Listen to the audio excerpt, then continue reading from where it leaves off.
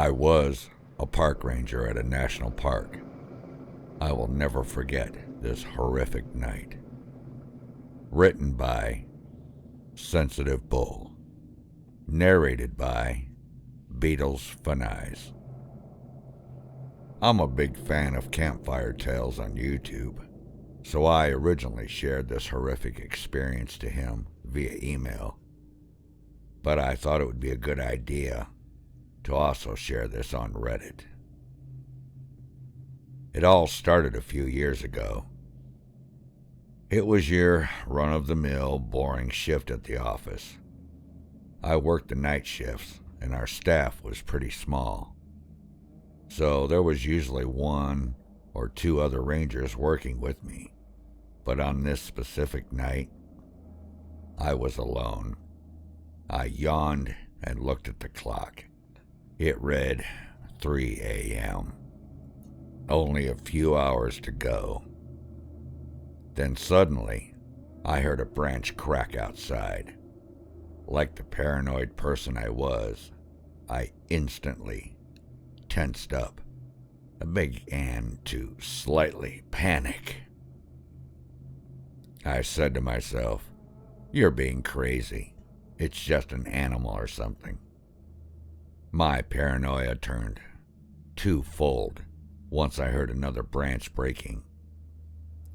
I knew it was most likely nothing, but I got up and made sure the door was locked, and then I looked out of the window, scanning the area for anything suspicious.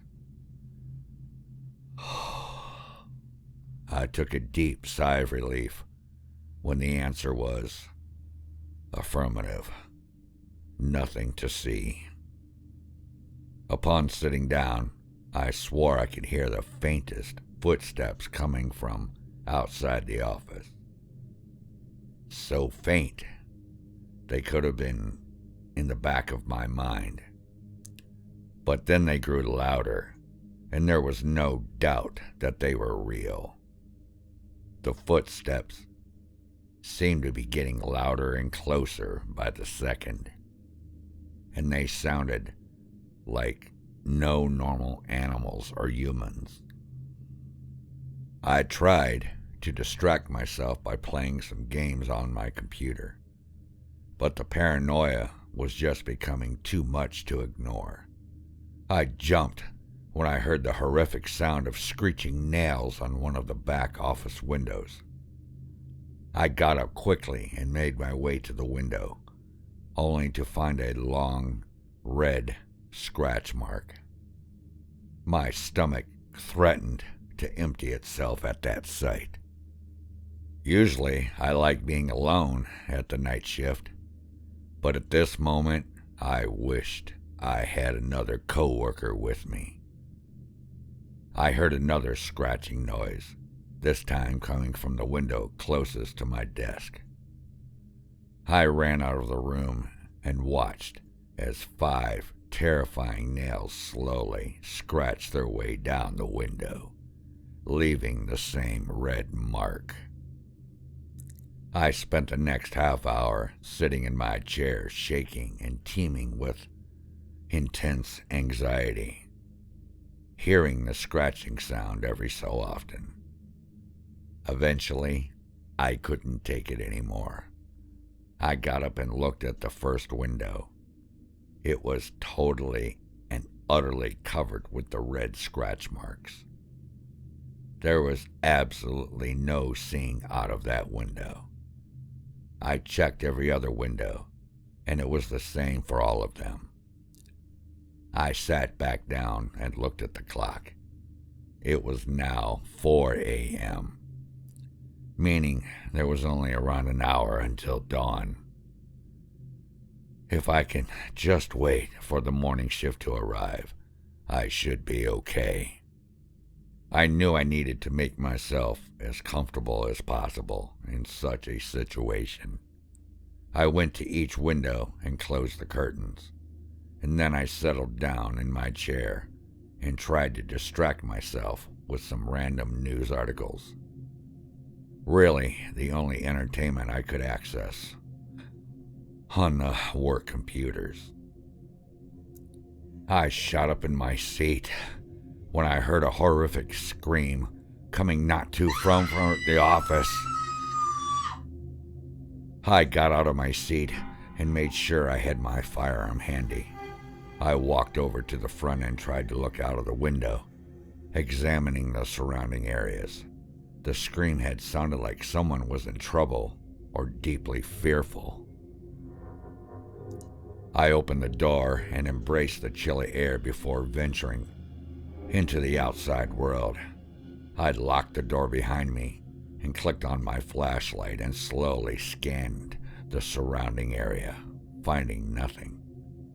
"Is anyone out there?"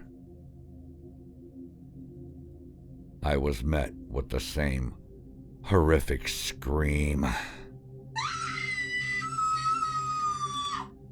as my response, this time sounding much closer. The scream caused me to jump, and my nerves were filled with paranoia. Are you okay?" I called out shakily. "Help!" I heard an uncanny voice shriek, sending me into a panicked daze. I continued to scan the area with my flashlight, desperately hoping to see what was making these terrifying screams.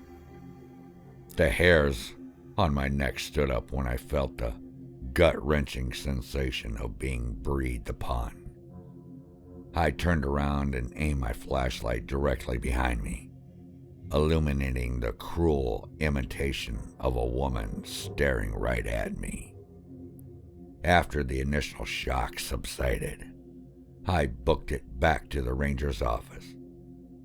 I pulled out my set of keys and tried to find the one that would unlock the door, but it wasn't there. I turned around and was met with the scene of the skinwalker taunting me by dangling the key I needed in front of me. Adrenaline surged through my veins.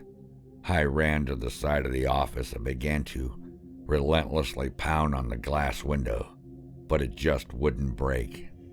I looked behind me once more and saw the skinwalker was now a dozen paces closer.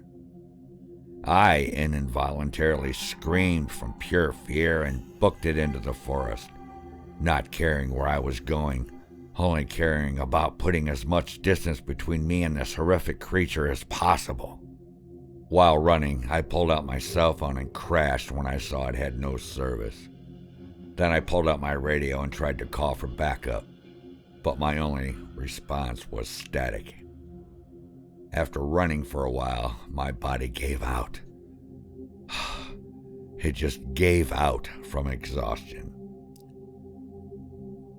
As I lay on the forest ground, pushing as many deep, full of lungfuls of oxygen that I could get into my lungs, I scanned the area, looking for any sign of the skinwalker. Once I locked eyes with the two eyes staring at me from behind a tree, adrenaline took over and I was suddenly able to run again. I knew just how long the forest stretched. It would take me a long, long time to reach the end. And even when I did, it wasn't like anyone would be there waiting to help me. "Please, help me," the creature shrieked. Something about its voice was incredibly distressing and inhuman. I picked up my pace twofold, not caring about how scratched up I would be from all the branches and whatnot. I was running into the full speed, as fast as I could go. I tripped over a branch and screamed in pain as my face impacted the ground. I scurried onto my feet and noticed my flashlight was no longer on. I couldn't see anything. I could only hear the sound of footsteps getting closer and closer. I felt for the flashlight and realized that One of the batteries had fallen out during my fall. I bent down and panicked and panicked and panicked. I felt the ground near me and all around, desperately hoping to come across the battery I needed for my most important sense, sight. I decided to cut my losses and leave the flashlight when the footsteps had become too close to ignore. I was now briskly walking through the forest instead of running, my arms out in front of me to feel what was ahead of me. After a long time of venturing in the forest, I had finally made it out. I looked at the dimly moonlit river beneath me, feeling the tiniest bit safer. The tiny sense of safety I felt was ripped away from me once I heard the footsteps. I climbed down and began to run on the river's beach. My body kept threatening to collapse from exhaustion, but I wouldn't let it. I looked behind me while I ran, and I could see the skinwalker in greater detail. It had morphed from the uncanny woman into a four-legged beast, chasing me on all fours. I searched through my mind, trying to gather up all of the information I knew about skinwalkers. I had heard the legends of the skinwalker roaming this park, but I always thought it was just some nonsense fairy tale. I remembered that a way to kill a skinwalker was to state its true identity to it. I now had an idea, but it fell very short. I had no clue what this creature's true identity was, and it was pretty clear I had no way of finding it in the near future.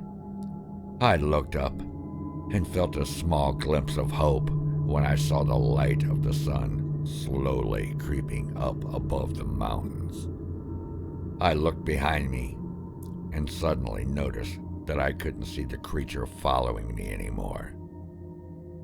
I took a sigh of relief and slowed down my pace slightly, but I didn't dare stop running.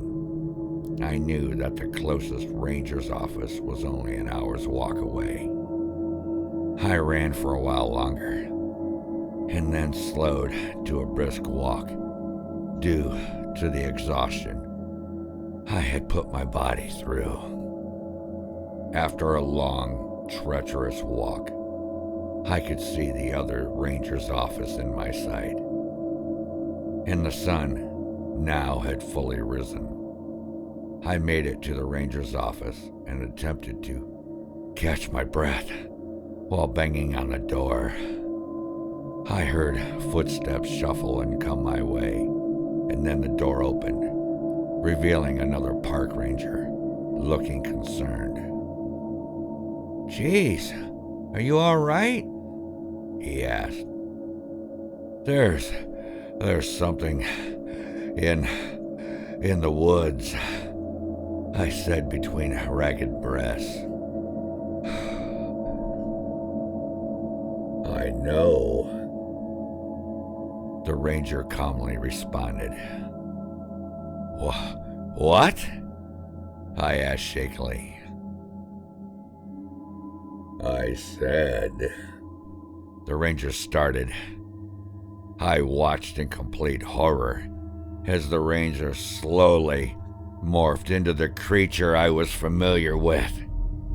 Before he fully morphed, I can't even speak or write. Before he fully morphed, I took one last look at his badge. His name read Apache Sioux. "I know," the creature finished, its voice now heavily distorted. I instantly bolted to the river behind me, and the creature followed. I didn't know if I could run much longer without passing out. Suddenly, I realized that the name on his badge would be a good guess to his true identity. I decided to take the risk. I stopped in my tracks and turned around. "Apache Sioux!" The creature suddenly seemed startled and began to retreat. "Apache Sioux! Apache Sioux!" I screamed even louder, causing the creature to run away. I began to roar out in maniacal laughter. I had won. Or so I had thought. Out of nowhere, I heard the deafening sounds of what sounded like dozens, thousands of gut-wrenching screams at once. I felt my ears as they throbbed in pain. I heard the sound of trees rustling, and I turned to see the most panic-inducing scene of hundreds of skinwalkers and Wendigos running out of the forest from all directions, charging at me. I screamed and ran into the ranger's office, closing and locking the door behind me. I sat down in the chair and began to hyperventilate when the creature started relentlessly banging on all sides of the office. It seemed like no end was near, except the end of my life. "Shit, shit, shit, shit!" I screamed in frustrated and fearful tones.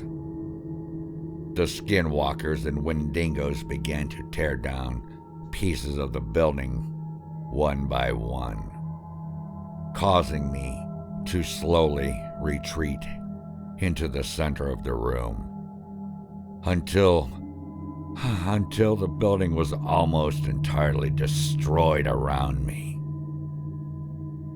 The next few minutes were a horror-filled daze. The creatures were slowly removing the last pieces of the building, as if to taunt me. I swear I even heard a few of them snicker. I didn't know much about these legendary creatures.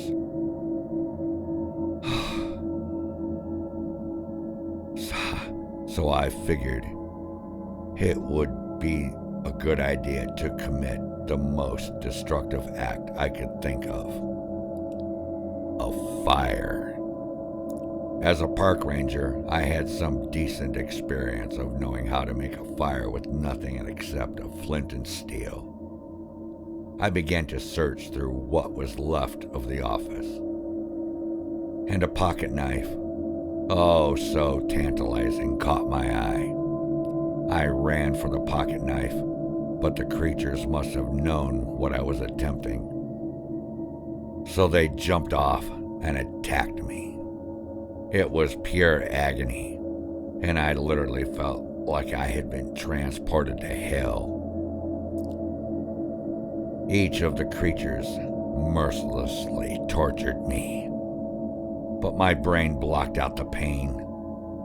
The beast, the best I could, and focused on one thing that mattered in that moment, creating a fire.